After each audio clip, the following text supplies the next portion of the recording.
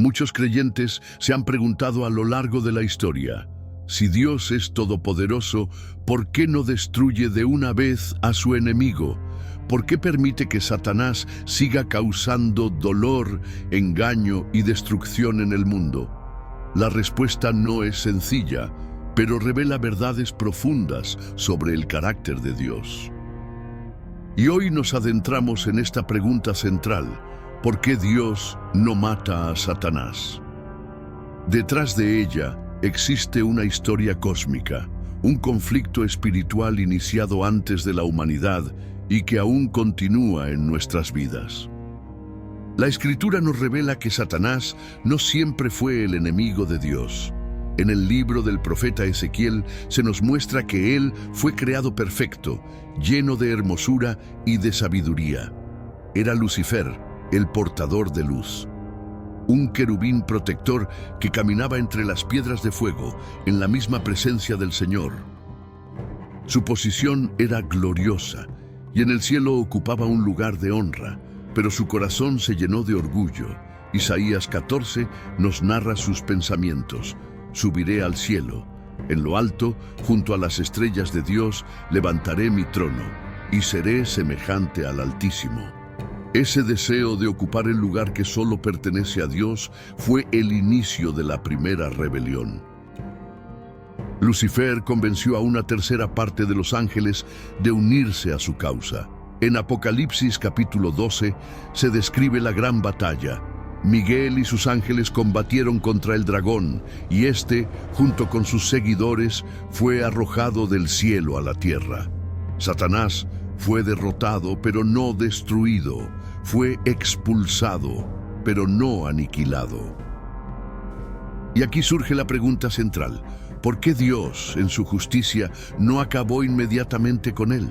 El primer aspecto que debemos entender es que los ángeles y los seres espirituales no son como los hombres de carne y hueso. Ellos no mueren, pues no tienen un cuerpo físico sujeto a la corrupción. Son espíritus y por lo tanto su existencia no se extingue como la nuestra. La Biblia enseña que su destino no es la desaparición, sino el juicio. Dios, en su perfecta justicia, no condena sin un proceso justo. El apóstol Pedro y Judas en sus cartas nos recuerdan que los ángeles caídos están reservados para el juicio. El día del juicio final será el momento en que Satanás reciba su sentencia definitiva. Por eso el libro de Apocalipsis habla de un lago de fuego preparado para él y sus ángeles, como la culminación de su rebelión. Pero hay algo aún más profundo. Dios no solo es justo, sino también amor, y el amor verdadero siempre respeta la libertad. Cuando Dios creó a los ángeles y al hombre, les otorgó libre albedrío. No los diseñó como marionetas programadas para obedecer, sino como seres capaces de elegir, amar o rechazar. La obediencia forzada no es amor. Si Dios hubiese destruido inmediatamente a Lucifer tras su rebelión, el resto del universo podría haber obedecido a Dios por temor, no por convicción. Hubieran pensado: si nos rebelamos, seremos destruidos. Pero el propósito eterno de Dios es que lo sirvan por amor, y para eso era necesario que la rebelión siguiera su curso hasta que quedara en evidencia el fruto del pecado. Dejar a Satanás vivo fue, en realidad, una declaración de soberanía divina.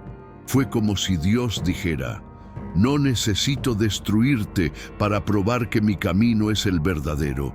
Permitiré que tu mentira se despliegue, y entonces todo el universo verá la diferencia entre mi luz y tus tinieblas. Y es aquí donde la historia del hombre entra en escena. Desde el Edén, Satanás ha intentado arruinar el plan de Dios. Tentó a Adán y Eva, y por medio de su engaño entró el pecado en el mundo. Sin embargo, incluso en ese fracaso humano, Dios mostró que su plan de redención era más grande que cualquier ataque del enemigo.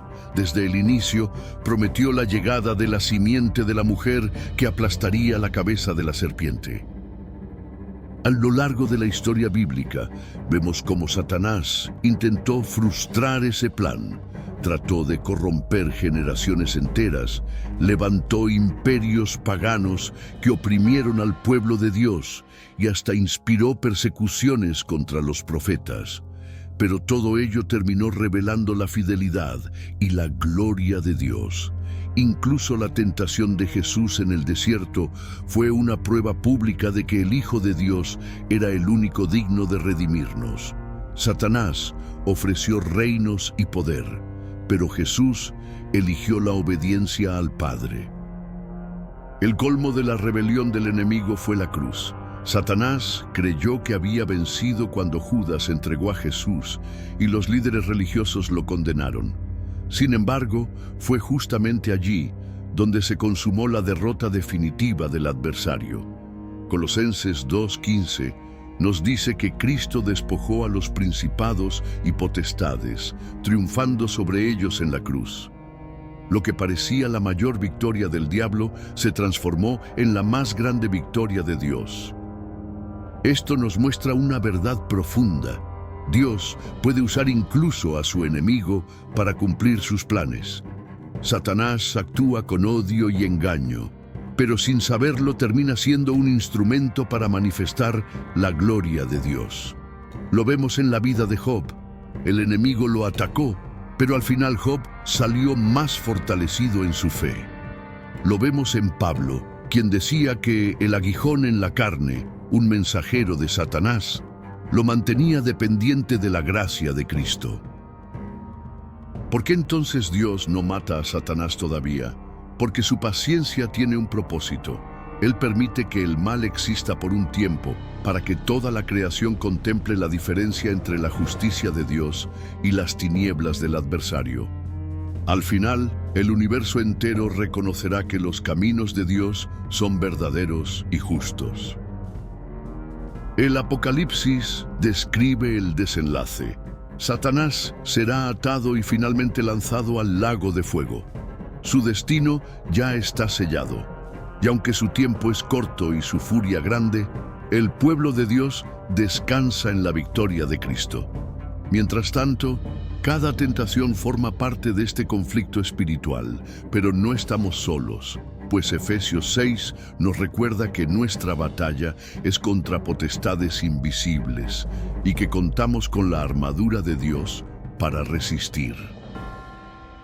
Hoy, cuando nos preguntamos por qué Dios no ha eliminado aún al diablo, debemos recordar que esa demora forma parte de un plan mayor. Revelar su justicia y su amor hasta que el juicio final muestre la verdad de su reino. Porque en Cristo la sentencia ya está escrita y pronto veremos cumplida la promesa. El Dios de paz aplastará en breve a Satanás bajo vuestros pies. Si este estudio sobre por qué Dios no mata a Satanás te ha inspirado, no olvides suscribirte a nuestro canal y activar las notificaciones para recibir más contenido sobre la Biblia, crecimiento espiritual y enseñanzas de Jesús. Aquí encontrarás reflexiones sobre la vida cristiana, narrativas sagradas y parábolas bíblicas. Únete a nuestra comunidad de seguidores de Cristo mientras exploramos juntos los significados bíblicos y descubrimos nuevas lecciones de vida cristiana.